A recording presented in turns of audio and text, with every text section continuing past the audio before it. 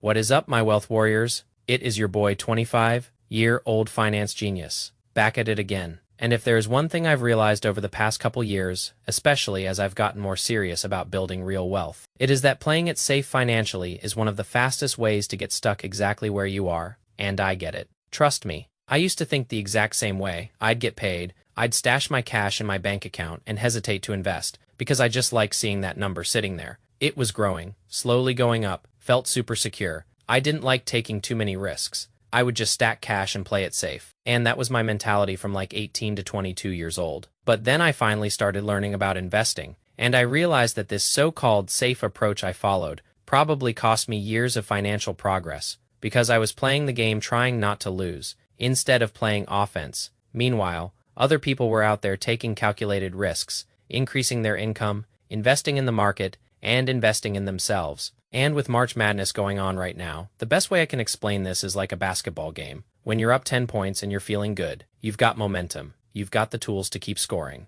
But then you get comfortable, you stop attacking, you stop playing offense, and you shift into this mindset of trying not to lose. Meanwhile, the other team doesn't slow down. They keep pushing, they keep scoring, and you watch your lead slowly disappear right in front of you. I think that happened all last weekend. It was a train wreck. That other team in real life is called inflation, and it is called rising cost of living. And the problem is that these forces never stop playing offense. They never stop the full court press against you. They never take a possession offhand. They're constantly working against you, whether you realize it or not in the moment. So if you're sitting on the sidelines financially thinking you're being safe, what is actually happening is that you're falling behind one bucket at a time. It is like watching your money evaporate while you're just sitting there. So in this video, I want to break down exactly how playing it safe might be holding you back, where it is going to show up in your day-to-day financial decisions, and what you should be doing instead if you actually want to get ahead. The first way that playing it safe with your finances is holding you back is that it keeps you stuck in this constant state of hesitation, where you're always waiting for the perfect time to finally start investing. And I'm going to be real with you,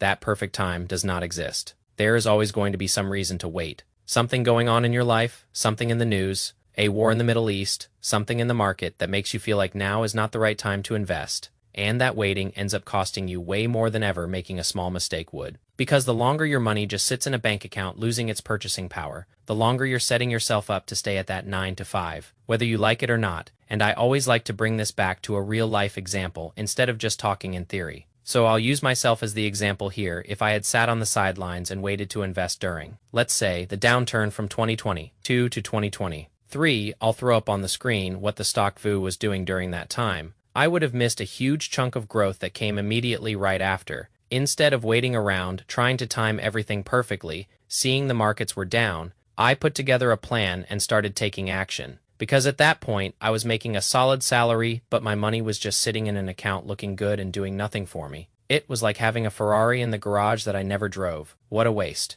I made the decision that I didn't want to work forever. I started learning about investing, and I just got into the game. Was I perfect? Not even close. Did I pick the best ETFs or stocks right out of the gate? Hell no. But I took action. I stayed consistent. And over time, that decision to stop waiting has turned into a portfolio that I'm genuinely proud of. And I'm so glad I dollar cost averaged during the years when it was down. Because on the ride back up, I was able to make a lot of money in my investment accounts. So if you're sitting there right now stressing about what is going on in the world, hearing all the fear in the media, the war happening in the Middle East, and thinking maybe you should just wait a little longer, I challenge you to tune out the noise and focus on building a plan that actually works for you, because taking imperfect action will always beat sitting on the sidelines waiting for the perfect conditions that will never come for you. Remember, every unnecessary delay is you firing a potential money-making employee. The second way where playing it safe financially shows up, and honestly where it hits the hardest, is in your day-to-day financial decisions, because playing it safe is a bunch of small, comfortable decisions that tend to feel harmless in the moment,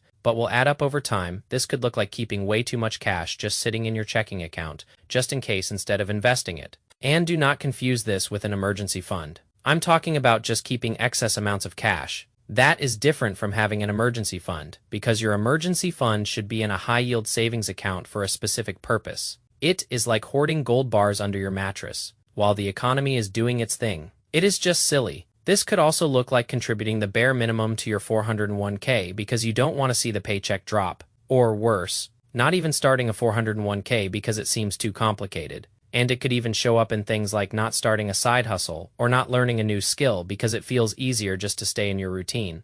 None of these decisions feel like a big deal on their own, but when you stack all these together over years and years, they will quietly limit your income, quietly limit your growth, and keep you in the exact same financial position 5 or 10 years down the road. It is a slow, silent financial killer. And the tricky part is that playing it safe in these situations actually feels responsible. You are going with the crowd here. It is going to feel like you're doing the right thing because you're avoiding risk, you're keeping your money safe, and you're playing it comfortable. But what you're really choosing is short-term comfort over long-term progress. You're choosing slightly bigger paychecks today to feel comfortable instead of investing in your future. It is like choosing to eat candy for dinner every night because it tastes good in the moment, but then wondering why your health isn't great later on. And again, this is not going out and making reckless decisions or throwing your money into random investments or putting it all on black and gambling it away. Playing it safe financially can be a psychological thing too. I'm not denying that at all, because for a lot of people, that is a very real hurdle to get over, and if you didn't grow up with much money, then finally having that cash sitting in your account can bring a level of comfort and security that you've never had before. And there is nothing wrong with that.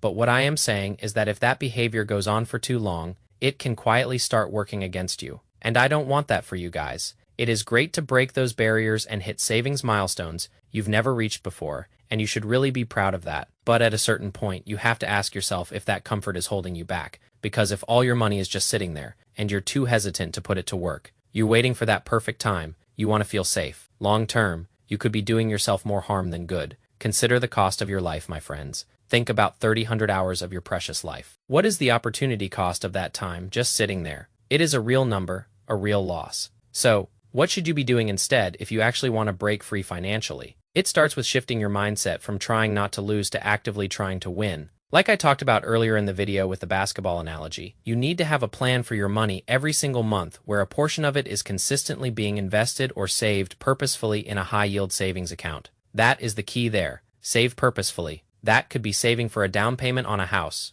building up your emergency fund. It just has to be used specifically. Your investing could look like investing into ETFs, maxing out your retirement accounts, or investing in your skills to build something on the side that has the potential to grow your income. You have to get comfortable with the idea that your money shouldn't just sit there looking pretty. It should always be doing something for you at all times. Think of your money as a potential employee that can go to work for you and earn you even more money. And just as important, you need to start taking calculated risks in your life that actually move the needle, whether that is going to be going after a higher paying job, asking for a raise, starting a side hustle, learning a skill that can increase your income over time. I've made videos about all these topics, so if you haven't had a chance to go watch those, I'd go check those out. At the end of the day, building wealth is not about playing defense your entire life. That is the mindset I want you to switch here. After watching this video, it is about knowing when to protect what you have, but also having the awareness to go on offense when the opportunity is there. Especially for those of you in your 20s or 30s, you're never going to feel 100% ready, you're never going to have the perfect timing, and you're never going to eliminate all risk.